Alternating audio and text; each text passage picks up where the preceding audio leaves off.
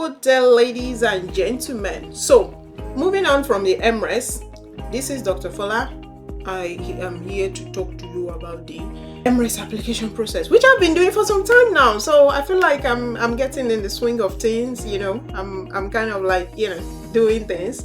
So let's say you are applying and you need to think about your CV. Again, like I said, if I'm doing admission or processing someone's admission, one of the things I look for upon checking their personal statement sometimes or their qualification, I want to look at their CV. It's also one of the places that helps me to decipher if they will be suitable for the program or not.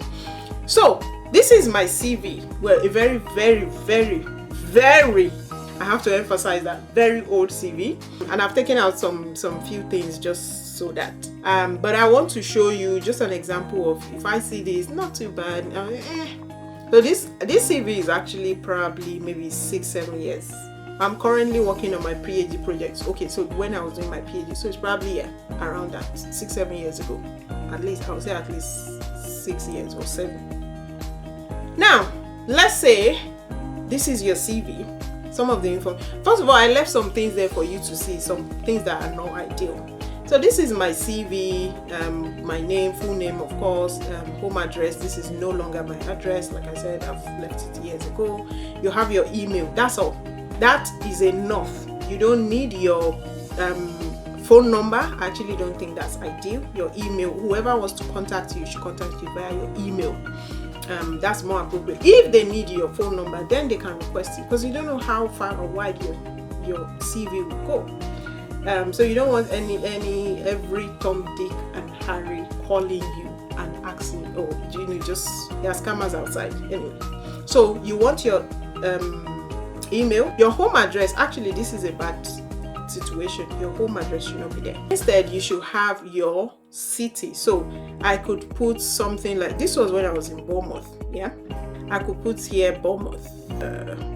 Copy, and then I could put here Bournemouth, then UK. So this way they know what part of UK I am, but they don't need to know the exact location. They don't need to have my postcode, whatever. That's more than enough. Now I put here university address. I really don't evidence of we all started from somewhere, because this is really bad. I don't know why I put my uni address, but I did. I think it was to, I don't know, in case they want to send something to my uni, but that is there.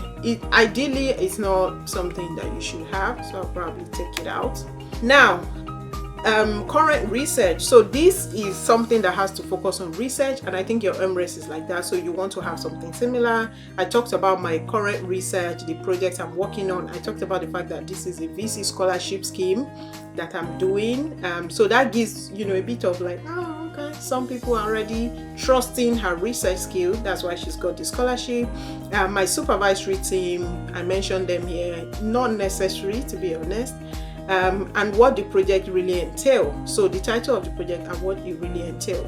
Now for yours, you may not have all of that, but maybe you've done a BSc project, and you can highlight that here, sort of like in a summary way of, this is the project, this is the experience you have around research and what you've achieved with it. Now, concluded research, if you have other research that you've done prior to the main one, you can also highlight that. So I talked about research that I did previously. This is for my master's as well, and this is actually published. I'm not sure I wrote here that it's published, but then I went on to talk about my research ambition. You may actually, like I said, this is not very good. So you may actually combine all of these into one. I don't think there's anything wrong in terms of, because what I did is I sectioned it 1, 2, 3. You may combine it into one and just write a few lines about your current research, previous research, and your research ambition. Right. So then you move to your qualifications and your educational qualifications, if you have other qualifications aside from education. So I have PhDs. Well, I was a PhD candidate at the time, so I put it there, PhD candidate.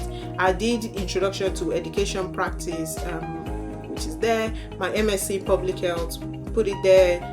What else? BSc Biochemistry in Nigeria, put it there. And some of the courses that I did, My secondary school, again, this is interesting because I don't really know why it's here. It's not really needed, but Government Girls Science Secondary School, Abuja, put it there. And then my work experience, so some of the things that I've done, obviously these are not everything that I've done, even at this time, but I only put the ones that I felt related to the research. I think I was applying to research role or something here. So anyway, the one that is related to what I was applying to, that's what I put here. So briefing author, temporary lecturer, health officer, peer educator, assistant laboratory scientist. This was in Nigeria actually. I just put all of those there that I felt like meets that criteria of experience around research and health. Now skills, I talked about communication skills, blah blah blah, Excel packages or Microsoft Office, all of this. Award, I had a bit of search. So if you have other skills that you have done, maybe you have some software packages that you can use like Vivo, what's it called now? R, Stata, these data analysis tools, you can have them here. Or systematic review tools, anything like that, you have them in that section of skills. Award, I had some award that was given, so I put it there. Membership, if you're a member of any organization, have that. Conference papers, so I had 1 or 2 conference papers that I did one in Spain. So this Serbia, no, it's not in Spain, not the Spain one. Okay, so this one is Serbia, and then the other one in the UK actually. So this one I did in the UK. This was during my master's, and then I did this one during my PhD. So they are both on there, my conference papers. Now, published articles. Obviously, if you have academic published articles, a lot of you may not have now, and don't fret, it's not a requirement. But if you do, if you've written anything in newspaper, blog that relates to this course, then go ahead and feel free to put it. But I had a few publications, so I put it here. As of then, this was 1, 2, 3, 4, 5. So I got 5 publications. That's good for a PhD student. I mean, people who are doing more now. And with the advent, I feel like with the advent of AI, you will have more and more people publish easier. At the end of the day, God knows how it's going to go. Maybe journals are just going to, stop publishing because everyone is just chalking out things from different AI tools. But we'll see. Yep, so that's that. Poster presentation. So I did some posters, put it there. Now I put this, oh God, I'm ashamed. I put this enjoy outdoor. This is absolutely rubbish. It's not needed. Why this is here, I have no idea. Just forgive my ignorance at the time. But that is there.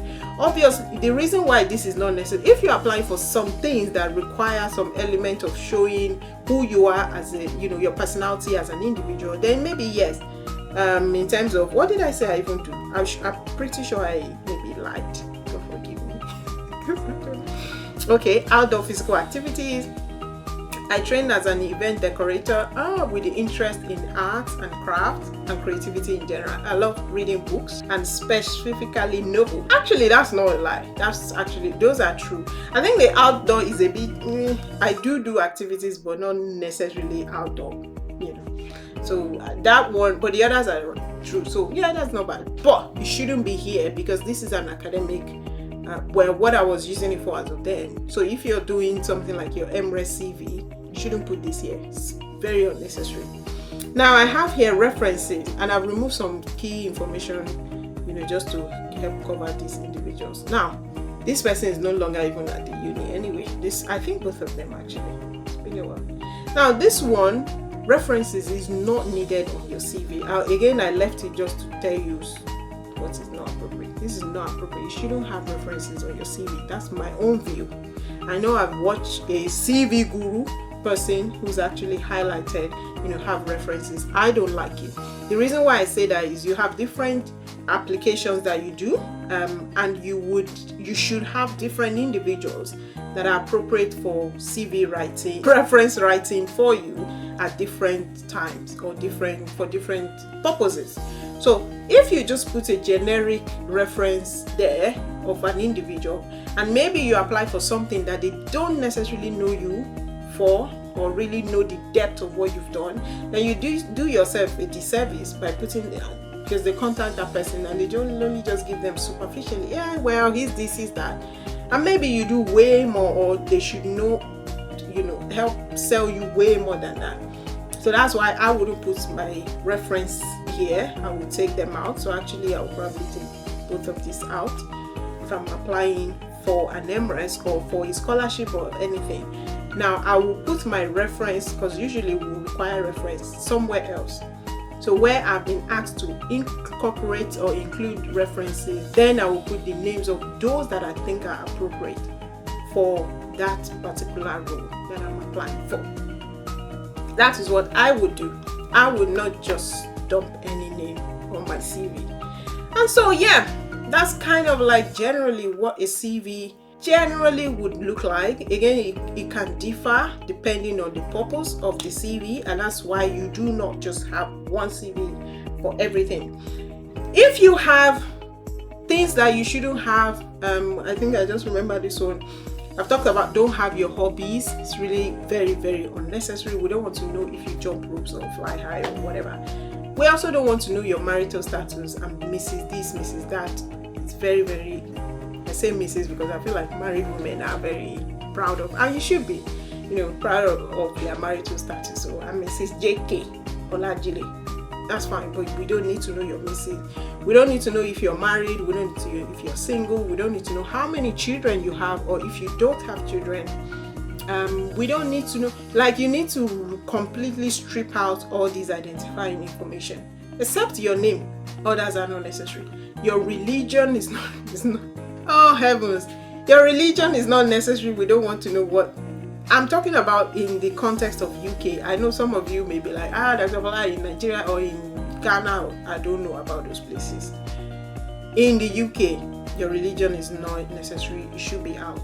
As a matter of fact, if you're applying for jobs, for example, for MRes, you will not have this. But if you're applying for jobs, you fill all of this information, and then when you get to the last part of the job application, some may then ask you for some of this information, like your religion, your gender, and whatnot. The recruitment officer is not going to even have access to that information.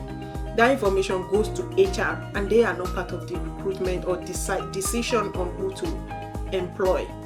I feel like those on the panel will not be involved in, or they will not be aware of your gender, your ethnicity, and all this identifying information.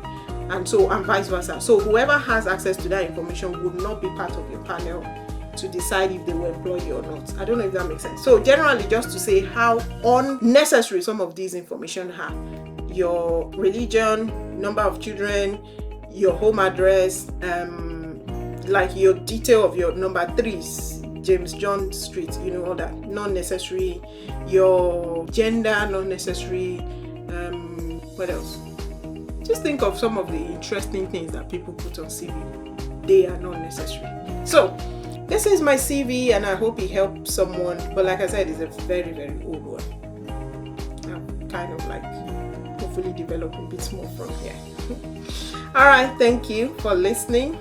If there are any questions that you want me to clarify, just let me know. Thanks, and bye.